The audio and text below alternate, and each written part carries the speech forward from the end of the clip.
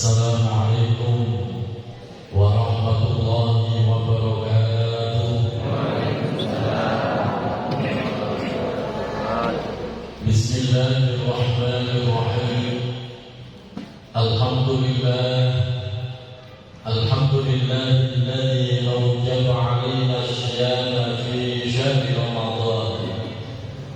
Wassalatu wassalamu ala asyrafil anam Sayyidina wa habibina wa maulana Muhammadin wa ala alihi wa sahbihi ajma'in.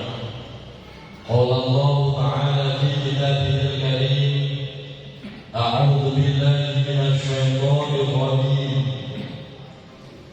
Ya ayyuhalladzina amanu kutiba 'alaikumus syiyam kama kutiba 'alal ladzina min qablikum la'allakum tattaqun. Wa qala Rasulullah sallallahu alaihi wasallam, man qama ramadhana imanan wa ihtisaban ghufira lahu ma taqaddama min dhanbihi. Shadaqallah wa shadaqa Rasulullah sallallahu alaihi wasallam wa nahnu ala dzalika minasyahidin walhamdulillahi rabbil alamin. Fadilatul nujaba wal ulama, para alim ulama, para umara, para zu'ama yang hadir pada kesempatan malam hari ini, yang terhormat guru-guru kita, Bapak Ustaz Haji Wasim, Bapak Ustaz Burhanuddin, dan umara kita, Bapak RT, Bapak RW, berkhusus Bapak Lurahnya. Ini namanya lurah yang husnul khotimah. Gak pernah ngaji, tidak datang pas penutupan. Namanya husnul khotimah. Yang penting endingnya. Yang penting endingnya, betul? Ya terhormat saudara-saudara saya, Bapak Sanuddin, seluruh para Bapak Haji, dan seluruh jamaah Bapak Ibu yang hadir pada kesempatan malam hari ini tanpa terkecuali. Semoga kita semua senantiasa Allah sehatkan lahir batin kita. Allah tambah-tambah keberkahan hidup kita. Allah istiqomahkan kita di dalam kebaikan dan telah diwafatkan dalam keadaan husnul khotimah. Amin ya rabbal alamin. Bapak Ibu jamaah yang dirahmati Allah, ini merupakan malam yang istimewa, malam yang ditunggu-tunggu oleh seluruh jamaah. Betul. Senang gak malam ini? Senang gak Pak? Senang karena taklimnya mau ditutup. Ini bukti bahwa sebenarnya manusia itu gak senang ngaji. Aslinya gak senang ngaji. Adapun kelihatan ngaji itu ya dipaksakan. Maka bila ada pengumuman taklim mau ditutup, yang hadir banyak. Saya masa muda juga hadir. Kalau mau ditutup, nggak apa-apa ditutup sementara dalam rangka apa? Dalam rangka menghimpun energi, menghimpun semangat, dan memantaskan diri memasuki bulan suci Ramadan. Oleh karena itu, dengan datangnya bulan suci Ramadan itu merupakan kegembiraan yang luar biasa bagi umat muslim. Betul? Senang nggak Bu? Aroma Ramadan semakin semerbak tercium Pak. Kita harus senang. Jangankan kita orang muslim, non muslim saja senang. Bapak Ibu bisa tanya, non muslim, apalagi para pedagang, itu senang. Karena memang Ramadan itu membawa keberkahan tersendiri, dan itu bisa dirasakan tidak hanya umat muslim, tapi umat muslim, non muslim sekalipun itu pun merasa senang. Yang membedakan apa? Yang membedakan adalah dasar senangnya kita itu apa? Ketika kita merasa saya senang dengan datangnya bulan suci Ramadan, maka yang dasar senangnya itu apa? Itu yang harus benar. Yang pertama, yang menjadi dasar senang adalah karena adanya dorongan iman. Adanya dorongan iman. Kenapa senang? Senang karena mau melakukan puasa. Senang karena akan merasakan nikmatnya sholat tarawih. Senang karena akan merasakan nikmatnya membaca Al-Quran. Senang karena ada nikmat bersedekah di bulan Ramadan. Kesenangan itulah yang menjadi dasar karena dorongan iman. Sehingga senang yang seperti ini loh Pak, yang akan menghantarkan seseorang akan diharamkan masuk ke dalam neraka Allah.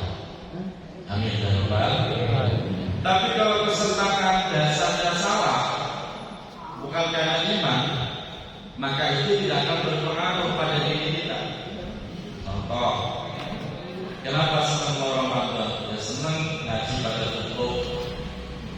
Kenapa senang Ramadan? Senang karena arisan surprise. Kenapa senang Ramadan? Senang gak ada kondangan, istirahat dulu ya. Senang Ramadan karena mau dapat THR. Senang Ramadan karena mau dapat baju dan seterusnya. Itu semua kesenangan yang bukan dasar iman. Orang kalau senangnya dasarnya itu Pak, biasanya senangnya sebentar doang. Sehingga yang terjadi biasanya terlihat sekali saat sholat tarawih. Paling dia bertahan 3 malam, paling lama seminggu. Habis seminggu, ya. Makanya fenomena tahunan setiap Ramadan minggu pertama penuh, betul, sampai bludak, sampai halaman kan? Sampai halaman minggu pertama. Begitu masuk minggu kedua, mulai berkurang. Itu fenomena setiap tahun. Kenapa? Semangatnya sudah mulai hilang. Rasa senangnya pun sudah mulai hilang. Kenapa? Karena dari awal dia senang Ramadan bukan karena dorongan iman. Tapi kalau dari awal dasarnya iman, maka semakin masuk Ramadan, semakin dia tenggelam dalam kenikmatan Ramadan. Sehingga makin akhir dia makin gigih memperjuangkan Ramadan. Itulah nanti yang menjadi dasar orang itu tidak mendapatkan seluruh kebaikan di dalam bulan suci Ramadan. Bapak Ibu dirahmati Allah, di dalam kitab At-Targhib wa Tarhib jilid kedua, hadis yang diriwayatkan Ibnu Abbas, hadisnya panjang Pak, ada 2 halaman sendiri. Itu dinyatakan, Innallaha yanzuru ila 'abdihi awwala lailatin min Ramadhan ila akhirih. Sesungguhnya nanti di malam pertama Ramadan Allah akan memandang hambanya terus sampai selesai Ramadan. Memandang hambanya dengan penuh kasih sayang, memberikan rahmat. Memandang hambanya dengan penuh ampunan, memberikan maghfirah. Memandang hambanya penuh dengan keagungannya, sehingga hamba itu akan dibebaskan dari neraka. Dari mulai malam 1 Ramadan sampai Ramadan selesai. Lalu pertanyaannya, apakah setiap umat muslim yang mendapati Ramadan pasti mendapati rahmatnya Allah? Dapat nggak kira-kira? Apakah setiap umat muslim yang mendapati Ramadan pasti mendapatkan ampunan Allah? Ternyata jawabannya tidak semuanya. Di hadis itu ada 4 golongan yang Allah kecualikan. 4 golongan ini bertemu Ramadan tapi tidak mendapatkan rahmat dan ampunan Allah. 4 golongan ini bertemu Ramadan tapi tidak mendapatkan kebaikan di dalam Ramadan. 4 golongan ini berjumpa dengan Ramadan tapi semua ibadahnya menjadi tertolak. Nauzubillah min. Nah, kita bahas bab ini. Semoga kita terhindar dari bab. Atau jangan-jangan kita bagian dari bab ini.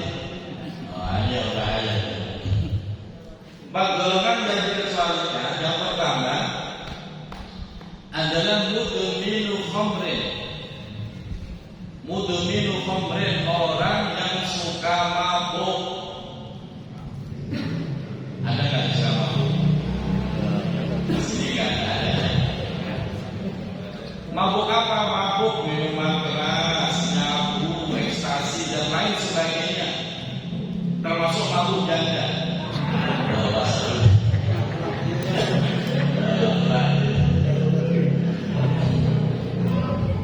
Orang yang suka mabuk kok nggak berhenti dari sekarang, nggak taubat dari sekarang, maka dia akan tertolak di bulan Ramadan.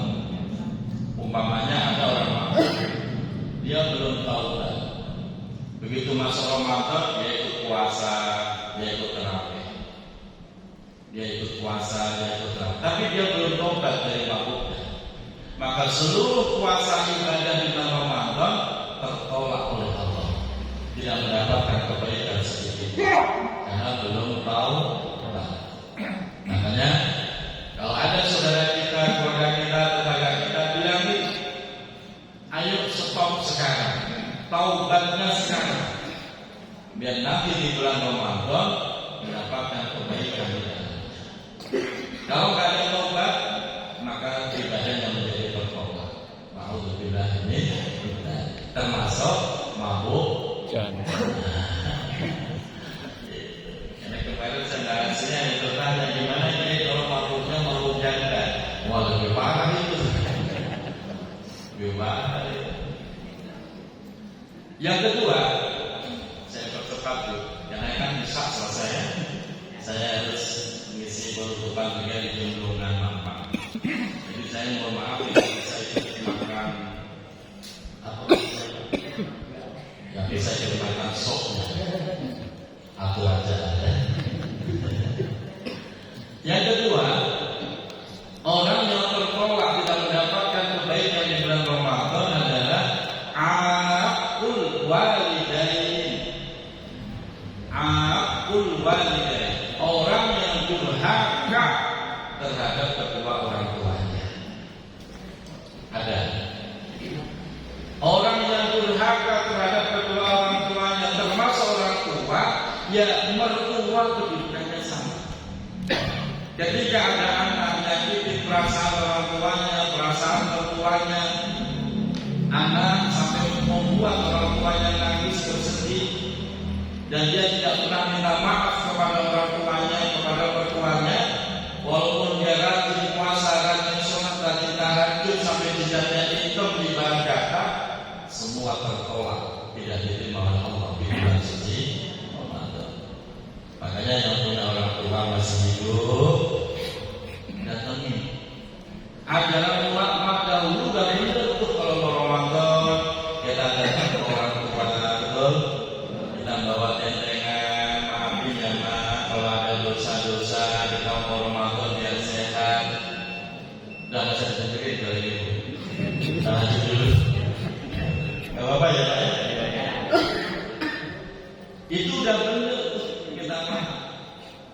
Bagaimana kalau orang tuanya sudah wafat? Datangi ke kuburnya, doakan, mintakan ampun kepada orang tua, dan kita pun minta ampun kepada orang tua walaupun sudah wafat. Ya, walaupun sudah wafat. Makanya benar juga ulama ngajarin kalau mau Ramadan ada istilah rawahan, munggah, betul? Ziarah ke kubur itu udah benar. Ziarahnya itu yang paling utama. Itu cara kita, biar kita tidak dicap sebagai anak yang durhaka. Kalau orang tua masih menyimpan sakit hati terhadap kita, maka seluruh ibadah di bulan Ramadan tertolak. Ini yang mengerikan. Maka ketika Bapak mendatangi orang tua, pastikan kita minta maaf setulus hati, dan pastikan orang tua pun memaafkan kita sepenuh hati.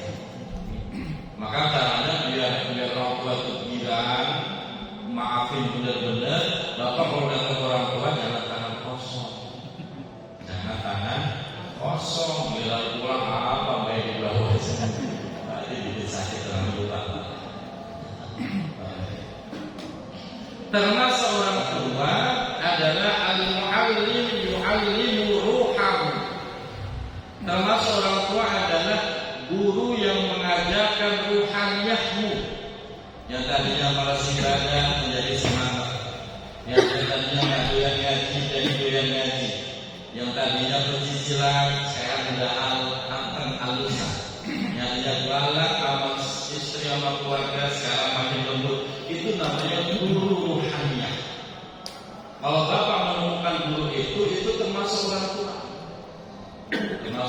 Saya ngomong begini sebenarnya nggak enak, pikiran saya ngangkut ya, ngarep diangkut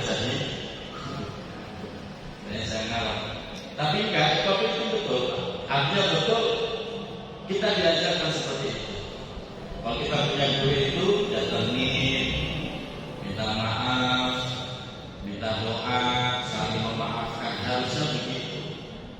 Tapi nyatanya enggak, dulunya yang disuruh hadir ke masjid, gitu kan? Maaf-maafan, begitu. Ya nggak apa-apa sih. Padahal konsepnya itu muridnya datang ke rumah dulu, bawa tentengan dalam rumah, begitu. Dulu kan kita diajarin begitu. Dulu ngajarkan kita datangin, ngomong-ngomong, maafin Pak Guru, doain kan begitu. Sekarang enggak, dulunya yang datang. Ya nggak apa-apa. Tapi itu sebuah ajaran yang indah. Tujuannya biar hak antara kita dengan orang tua sudah selesai, sehingga tidak menjadi ganjaran kita dalam perjalanan Ramadan. Jangan sampai kedurhakaan kita terhadap orang tua menyebabkan Ramadan kita gagal, celaka, tidak mendapatkan kebaikan sedikit di dalamnya. Ini yang kita khawatirkan. Makanya yang pasti orang tua segera datang, minta maaf jauh-jauh hari, biar kita diberikan kemudahan. Amin ya robbal alamin. Yang ketiga, Bapak Ibu, kelompok orang yang tertolak di bulan Ramadan adalah qati'ur rahimin. Qati'ur rahimin, orang yang memutus hubungan silaturahim. Orang yang memutus silaturahim, maka dia tertolak ibadahnya di bulan Ramadan. Ada yang putus silaturahim enggak, Pak? Bu, ya, ibu yang bisa mulut tak bisa ngomong enggak. Ketika Bapak merasa kesel sama seseorang, sehingga Bapak selalu menghindar, tidak mau datang ke rumahnya, tidak mau negur sapa, benar-benar Bapak memutuskan semua hubungan dengan si A tersebut, itu adalah memutus silaturahim. Bahkan dalam riwayat yang lain, orang yang memutus silaturahim itu diharamkan masuk surga. Sampai segitunya loh, Pak. Apalagi Ramadan tidak akan mendapatkan seluruh kebaikan bulan suci. Makanya kalau selama ini ada dari kita yang memutus silaturahim baik dengan keluarga, dengan saudara, dengan tetangga, mulai malam ini ayo sambung lagi, datengin rumahnya, minta maaf. Kalau romang-romangnya malu nih, Bapak Ibu bisa kirim WhatsApp, boleh lewat WhatsApp, boleh. Nah, gitu, Pak Lurah namanya, ada nggak musuhnya Pak Lurah? Ada? Nggak ada ya? Kalau ada sambung sekarang. Menjadi sia-sia kalau kita mempertahankan ego, gengsi, nggak mau minta maaf dan menolak memberi maaf. Itu justru yang rugi kita sendiri. Puasa kita, tarawih kita, seluruh amal ibadah di Ramadan itu semua tertolak. Makanya perbaiki dari sekarang biar semuanya clear, sehingga perjalanan Ramadan kita menjadi lebih baik dan diberikan keselamatan. Amin ya rabbal alamin. Yang keempat, bila saya percepat. Yang keempat, kelompok orang yang tertolak di dalam Ramadan adalah musyahimin. Musyahimin itu siapa? Orang yang bermusuhan. Apa bedanya dengan qati'ur rahimin? Beda. Kalau qati'ur rahimin datang ke rumahnya aja nggak mau. Tapi kalau musyahimin kelihatannya baik di depan kita, tapi di hatinya muret-muret. Muret-muret. Apaan muret-muret? Ngedumel. Kelihatannya jabat tangan, tapi hatinya ngedumel. Kelihatannya senyum di depan kita, ternyata iri dengki di dalam hati. Itu namanya memendam permusuhan.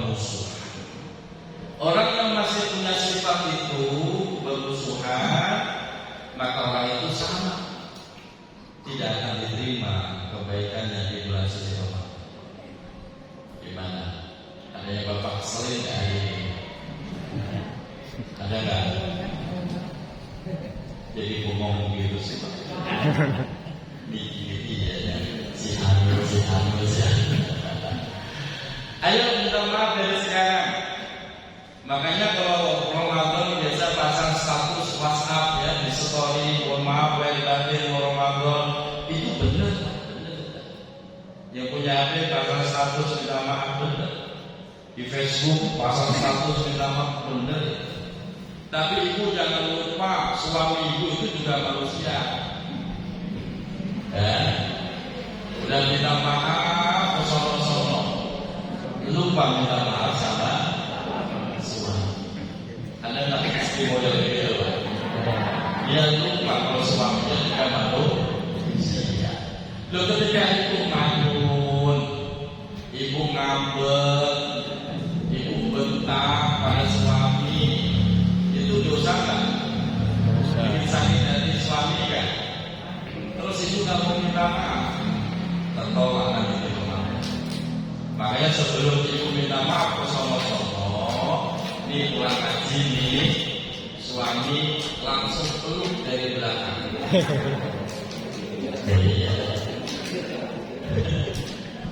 Bukan dari depan, nendang dari depan. Peluk dari belakang itu lebih romantis. Peluk dari belakang bisikan di kupingnya. Bang.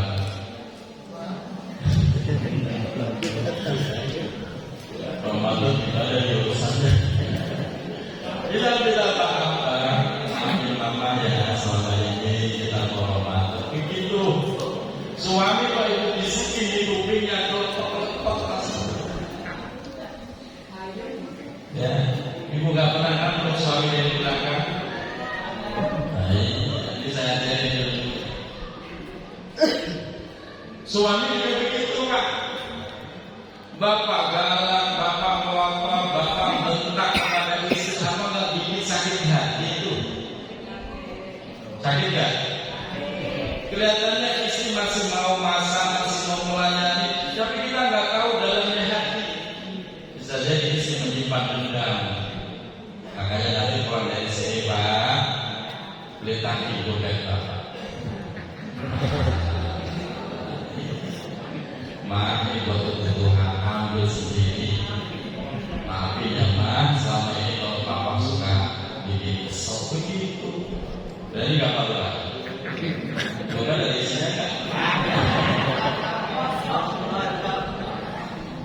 Harus begitu Bapak Ibu, ya. Jangan, ya ini jeleknya suami nih. Jeleknya suami itu gengsi minta maaf sama istri. Betul Bapak. Itu lagunya suami, jeleknya suami. Kalau satu hal udah aman. Iya. Pak Jelasin aman. Yang beda-beda aman. Yang masih punya istri tetap jangan dianggap remeh.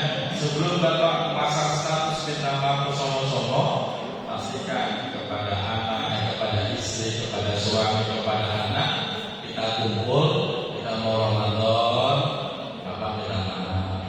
Janjian saling meminta maaf dan saling memberi maaf. Dengan begitu kita termasuk orang yang tidak tertolak di bulan suci. Amin ya rabbal alamin. Mestinya banyak yang perlu kita kupas, tapi karena keterbatasan waktu, yang pasti Pak perkara ini Bapak lakukan. Jangan sampai kita justru udah GR, udah merasa ibadah, ternyata begitu dihitung, zong, gak ada pahala, gak ada nilai. Alhamdulillah ini. Ayo pulang dari sini dikoreksi muhasabah. Siapa yang pernah kita sakiti hatinya, siapa orang yang kita putus hubungannya, kita sambut kembali. Hilangkan semua gengsi, hilangkan semua kesombongan, angkuh dan arogan kita. Demi apa? Memantaskan diri memasuki bulan suci Ramadan. Ramadan, ketika kita ibadah di bulan Ramadan, bukan kita musuhnya Ramadan, jangan GR. Ketika kita ibadah di bulan Ramadan,